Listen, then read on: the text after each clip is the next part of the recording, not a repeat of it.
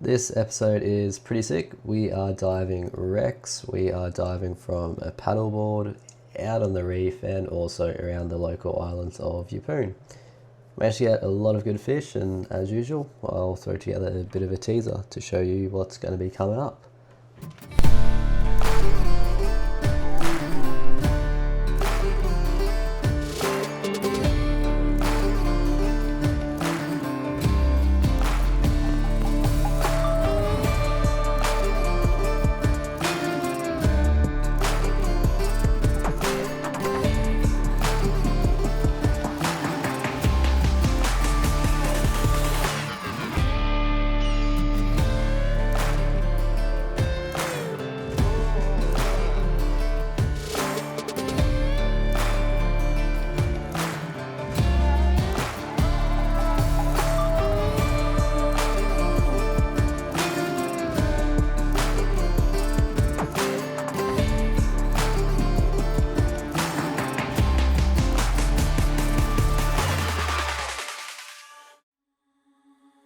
We started off this trip roughly 90 kilometers from Roslyn Bay Harbour, jumped in the water in the shallows here, and we had crystal clean waters.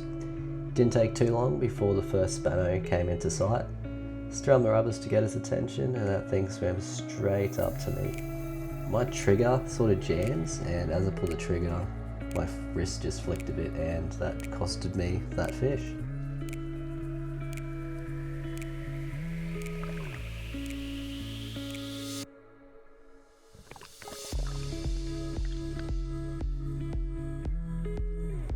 Had to drop down, and I seen a couple spangled emperor come in. Unfortunately my camera went flat at that point, and then I had a few seconds later, once it got to the surface, to film the rest of it.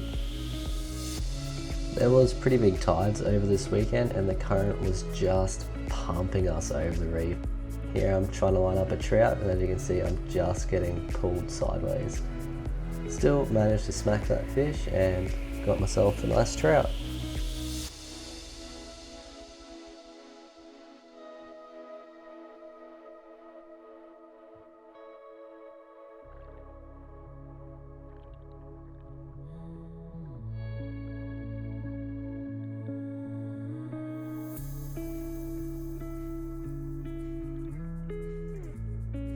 Jarks went down, then I seen him lining up a fish. Turned on my camera pretty much just as he pulled the trigger. Here he showed himself a nice trout.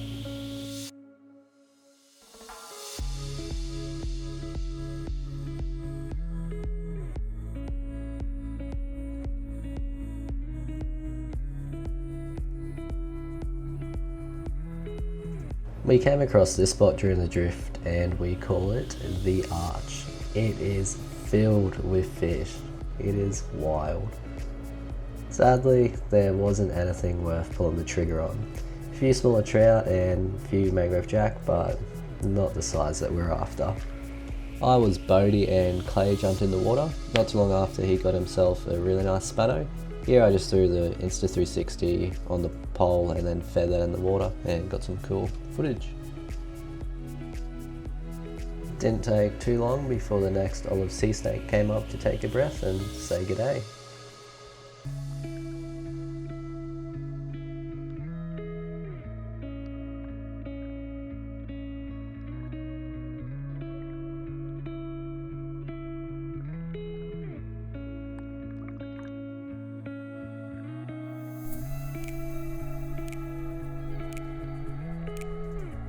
You probably got last time now. Do you want to try? Tidal, or do you reckon last bit of light, your call? I don't think we've got enough time to move and reset, do we? Probably not, to be honest. It'll probably be sundown in a couple of minutes. I reckon just move me 5 metres that way if you can. Yeah.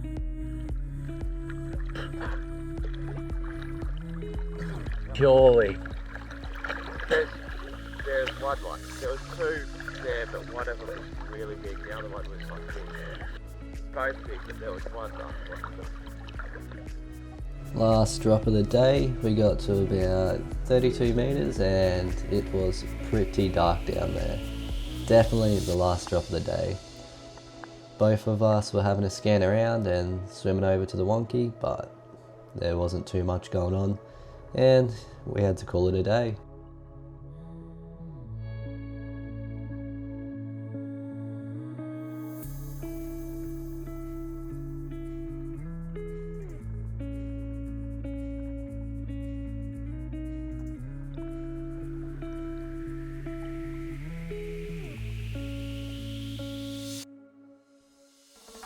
Dark out. It is pretty dark. Yeah. Oh, that sucks. And I saw it a couple of times and just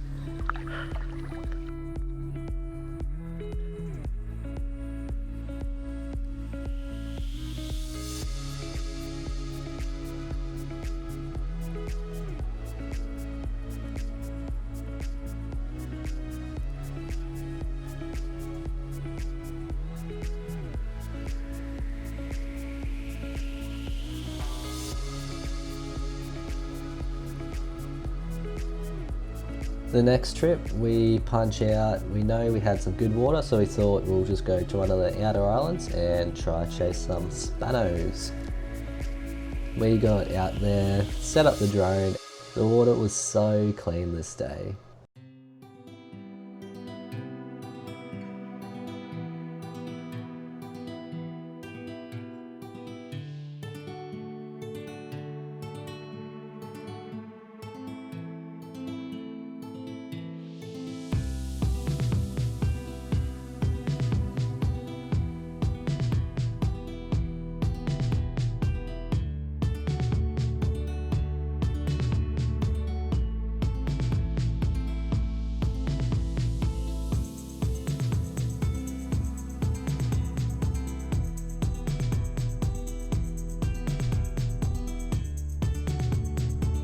It was an outgoing tide, which means for this particular spot, all the bait fish will sit on the northern end of the island.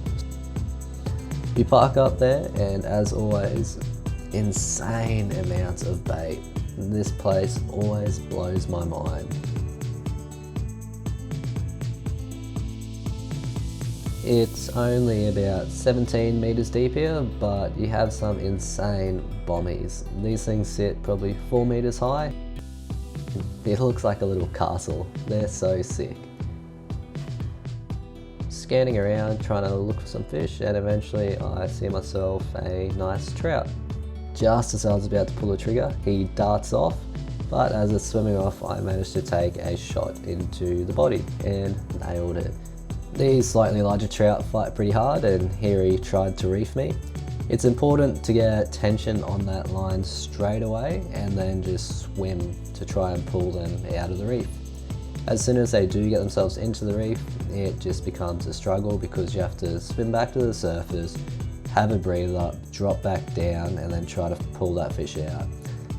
When the fish are struggling under a bommy and you're there trying to pull it out, it creates a lot of commotion and it does attract sharks. We've had a fair few scares where you're trying to pull out a fish, turn your head, and there's a big shark next to you. It is not something we enjoy. This here is a leopard trout. They are real similar to the bar-cheeked trout, which are what we commonly get around here.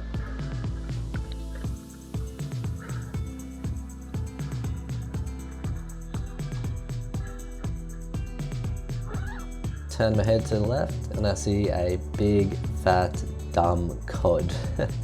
This thing's probably about 15 kilo and I think I'm on the same spectrum as it, to be honest.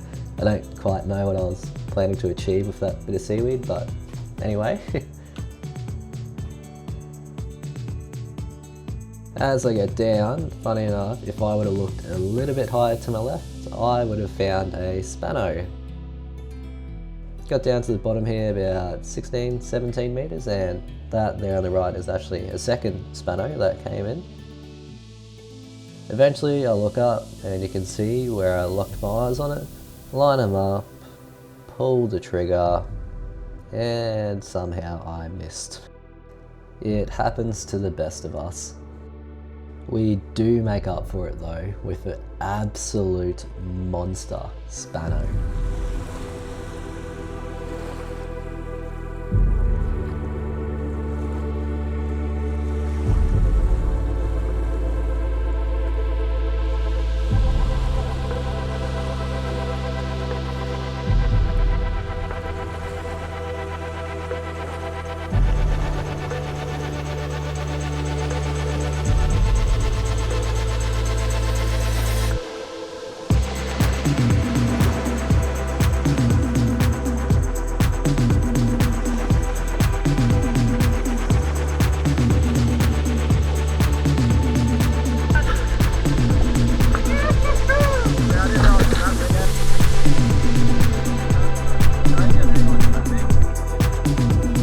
Holy!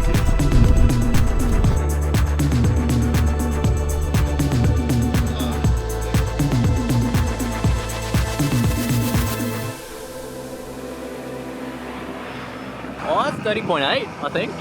Maybe? Like, honestly can't see. 30.8. Yeah, that's 30.8. 30.8. 30.8. Boy! I cracked the 30. We got out to our next spot on sunrise, which is a perfect time. The tide was absolutely roaring here, so we had 2 people in the water and 1 person in the boat, and we would just drift over the shoal. We geared up, got on the back and got ready to set up our drift up current.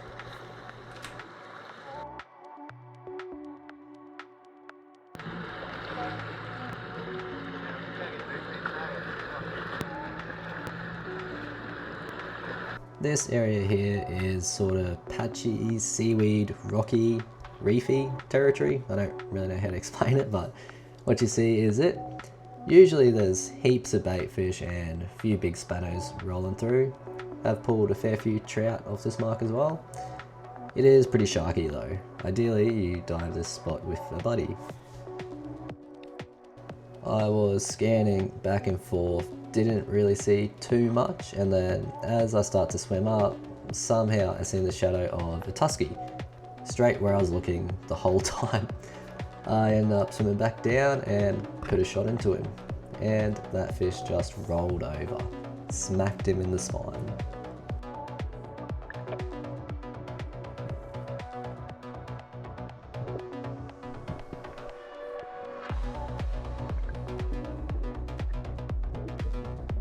There is a really big cave. It sits probably 12 meters deep on the bottom, and it goes through maybe 50, 60 meters in.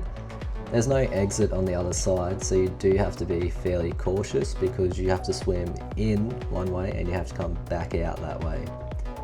It is pretty important that you know what you're doing before attempting any cave dives because they can end badly. On a normal dive where you're going for depth, you would expect, say you get to 10 meters, you're out of breath, you just swim straight back up and you're fine. Here, when you start running out of breath and you're deep inside that cave, you're in a world of trouble. So you need to make sure you reserve a lot of oxygen and turn well before you hit that point. At the entrance of this cave, it surges in and out with the swell. Sometimes you'll be swimming super fast and all of a sudden you can be kicking as hard as you can and you don't move at all. When you hit the surface, it's like a washing machine up there and you are getting thrown around like a rag doll. So you can only dive these on really calm days.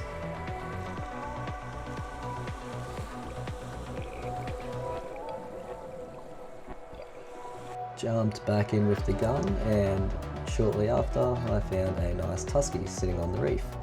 Swim up to him, got a nice shot onto him and he took off.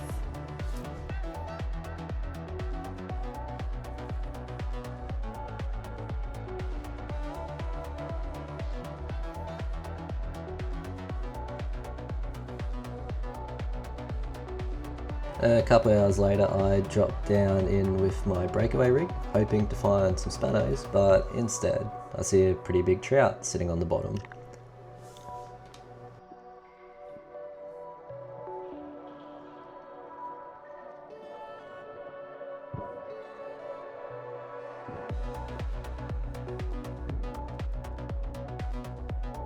Bit hard to see, but there I'm looking at a little bronze whaler sitting under me. It's probably about 2 meters long and the trout got him pretty curious.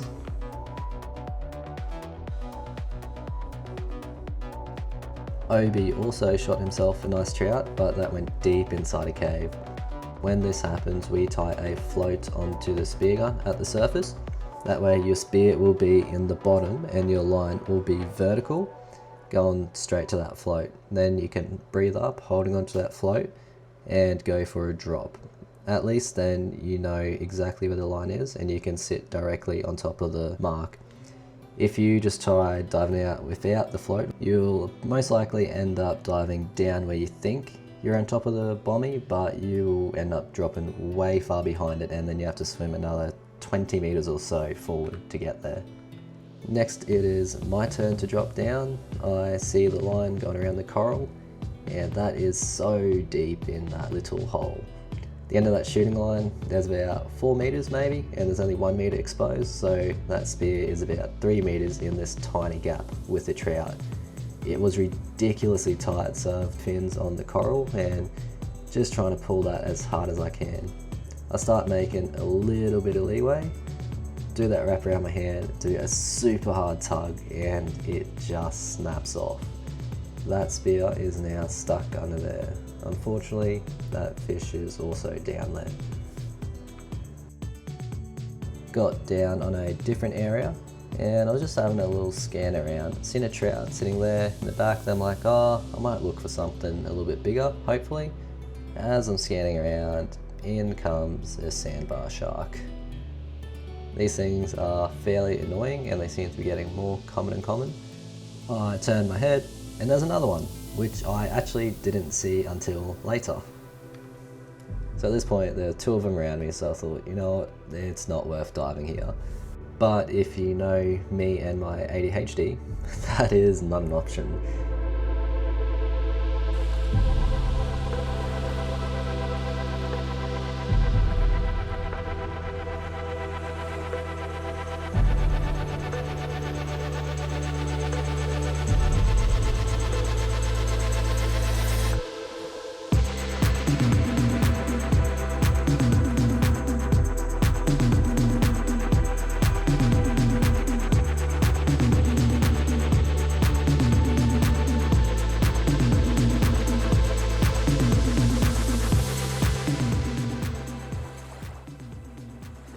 This next spot is the most insane thing I have ever dived.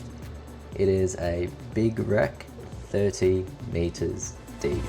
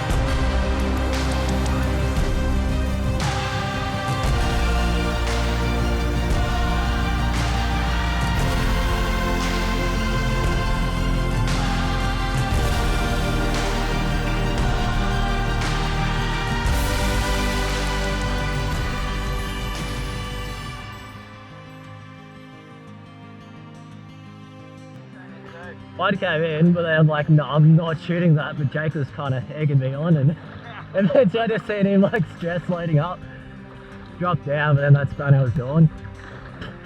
Pretty hectic. At one point, 3 of them just came out of nowhere. Like Jake had the head of the 90 in his hand, and then looked back down, and 2 of them just shooting off at us. I'm like, oh, there's a bit going on.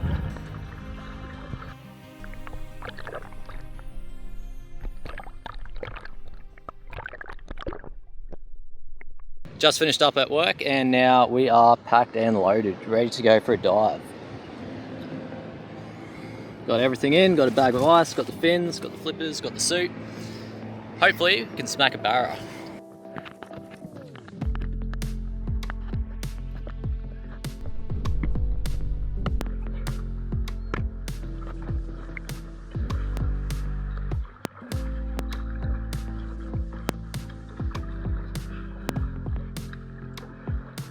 We just got to the spot. I don't really want to give away too many marks, but this is looking a little bit upsetting, not gonna lie. So I reckon I'll just throw my paddleboard on the rocks, set it up and see what we can do. Hopefully I won't get squashed by whistles. I do have the paddleboard pump in case it all goes to shit. So paddleboard's up, got the gear up on the rocks, wetty, almost ready to dive. Just need to throw the wetty on now.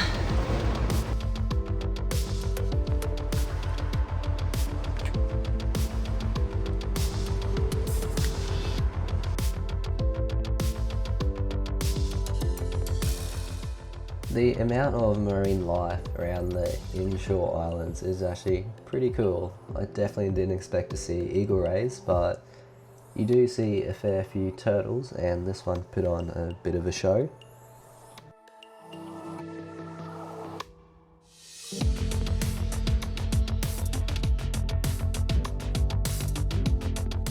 I didn't find any barrow during this session, but I'll throw in a clip from another trip that I done, diving from the paddleboard.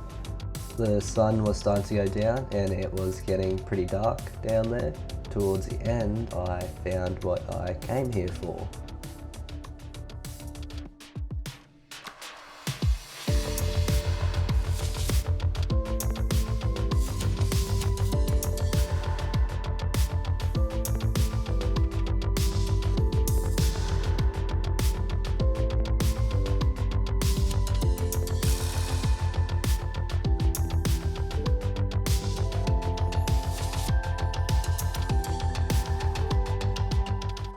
Barra are quite challenging to hunt.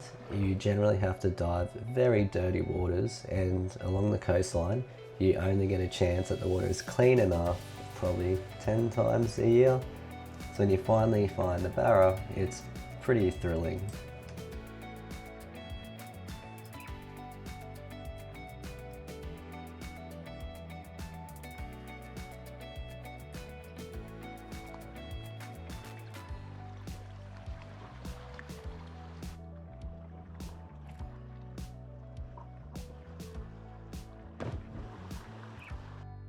We done another trip out, this time hunting in some pretty filthy water, but the bait life there was insane.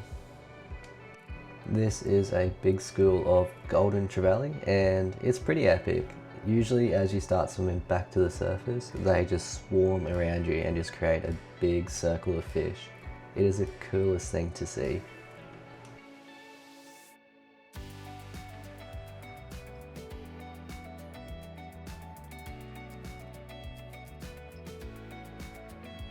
Eventually a Spano came in to check out the action, and it was probably his last move because I shot it and then it swam straight into the bottom and then up at me. It's a bit deceiving because on the surface the water looks blue and clean, but when you get down about 20 meters it just gets murky and dark. Sometimes you'll jump in thinking you're gonna have the best day ever and it just turns to trash.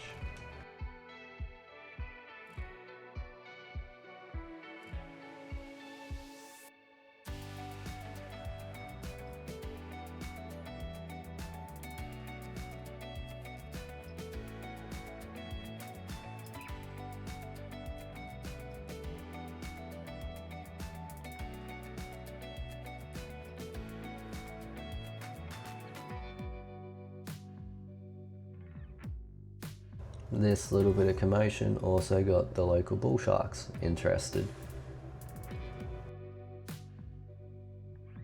Eventually I dropped down on a school of Spanos.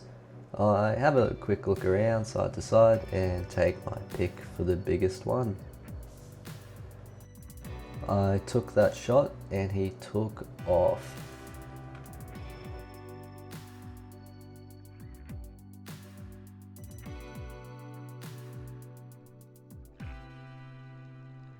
I dropped down over a patch of seaweed and I seen a olive sea snake hiding in there.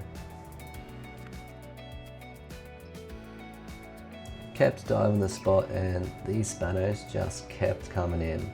but by this point they were no longer our target species. Took the boat out a bit further to try and find some cleaner water, and it was awesome. I dived down, found myself a nice trout, took the shot and completely missed. To give you a bit of the behind the scenes on how we dive as good as we do, this is me 2 to 3 times a week, just in the pool, training constantly. If I don't train for about a month, I say I would lose probably a good 15 seconds of dive time, and that just compounds every month, so it is important to keep training.